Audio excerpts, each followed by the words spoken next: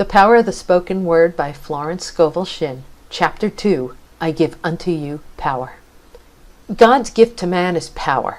Power and dominion over all created things, his mind, his body, and affairs. All unhappiness comes from lack of power. Man imagines himself weak and the victim of circumstances, claiming that conditions over which he had no control caused his defeat. Man by himself is indeed a victim of circumstances, but linked with God power, all things are possible. Through a knowledge of metaphysics, we are discovering how this can be done. By your word, you contact this power. Then miraculously, every burden is lifted and every battle is won. Life and death are in the power of the tongue. Watch your words with all diligence. You are continually reaping the fruits of your words. And he that overcometh and keepeth my words to the end, to him will I give power and dominion over the nations. Overcoming means to conquer all doubts, fears, and negative vibrations. One man with perfect peace and perfect poise, filled with love and goodwill, could dissolve all negative vibrations. They would melt away like snow under the sun. Jesus Christ said, "All power is given unto me to bring heaven upon earth." Let us give thanks that this is now coming to pass, for evil is unreal and leaves no stain. This God power is within you, your superconscious mind. It is the realm of inspiration, revelation, and illumination. It is the realm of miracles and wonders.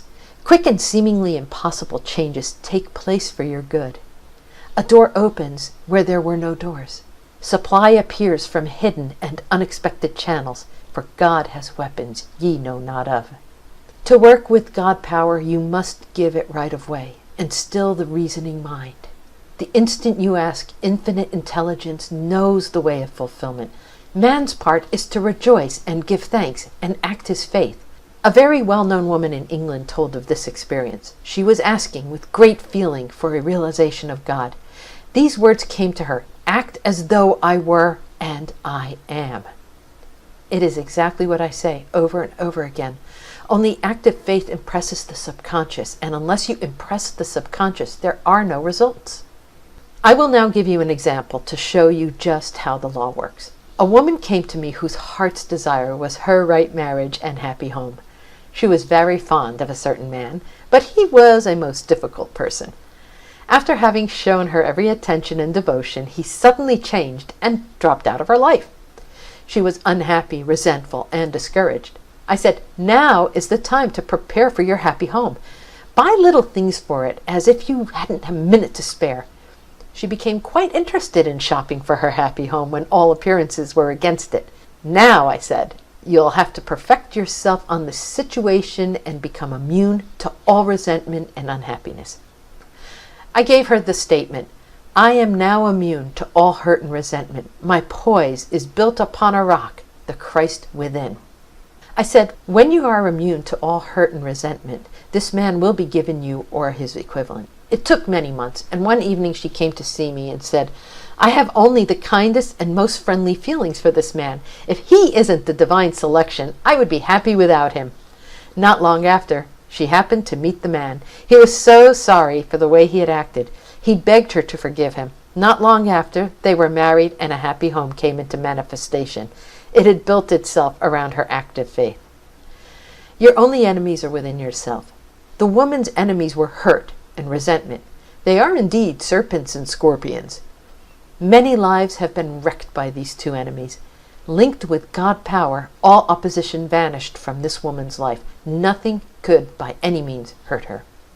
Think what that means to have a life free from all unhappy experiences. It is done through making a conscious contact with God power every instant. Many times in the Bible, the word power is mentioned. "Thou shalt remember the Lord thy God, for it is he that giveth thee power to get wealth." A person with a rich consciousness attracts riches. A person with a poor consciousness attracts poverty. I have seen people in this truth rise out of lack and limitation by linking with the God power within, not depending on the external. Trusting in God gives you irresistible power, for this supreme intelligence only knows the way of fulfillment. Trust in me, and I will bring it to pass. All our knowledge of truth can bring us to know that God is the only power. One power, one presence, one plan. When you have the fixed idea that there is only one power in the universe, God power, all appearance of evil will disappear from your world. In getting a demonstration, we must acknowledge only one power. Evil comes from man's own vain imaginings. Withdraw all power from evil, and it is powerless to hurt. I will give you an example which shows the working of the law. I was in a restaurant with a friend who spilled something on her dress. She was sure it would leave a stain. I said, "We'll give it a treatment." I made the statement, "Evil is unreal and leaves no stain." I said, "Now, don't look. Leave it to infinite intelligence."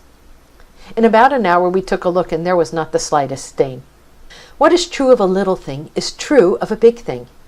You can use this statement for past misfortunes or mistakes, and somehow or another, under grace, the effects will disappear. They will leave no stain.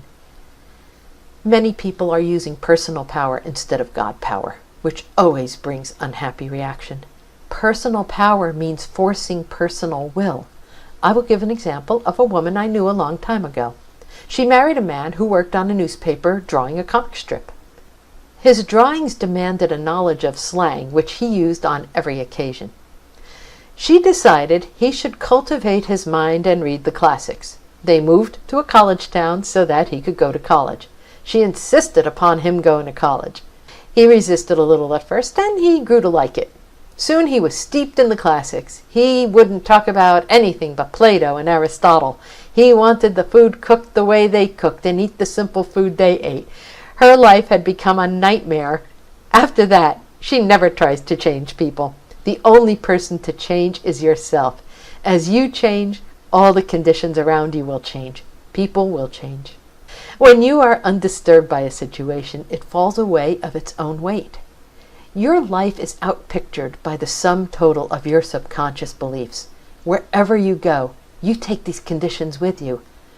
I am strong in the Lord and the power of his might. I am backed by unnumbered hosts of power. Power means dominion, and dominion means control. Man controls conditions by a knowledge of spiritual law. Now, suppose your problem is lack or limitation. Your urgent need is supply.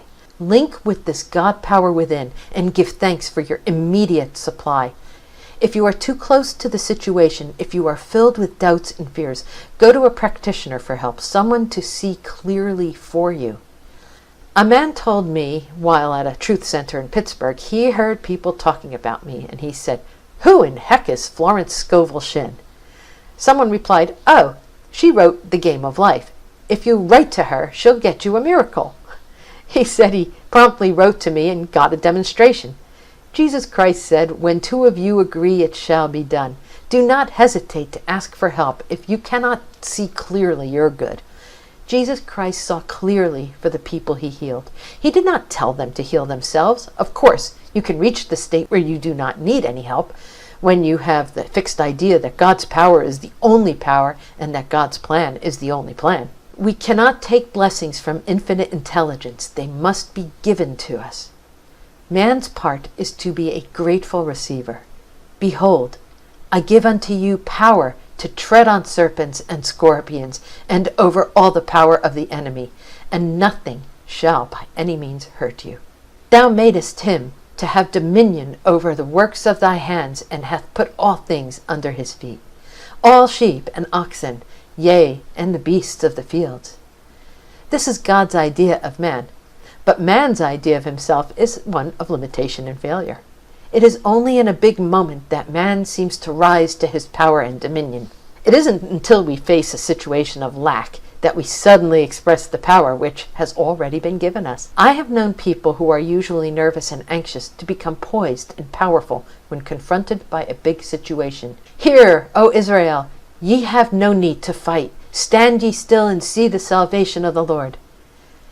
People often ask, what does it mean to stand still, to do nothing at all?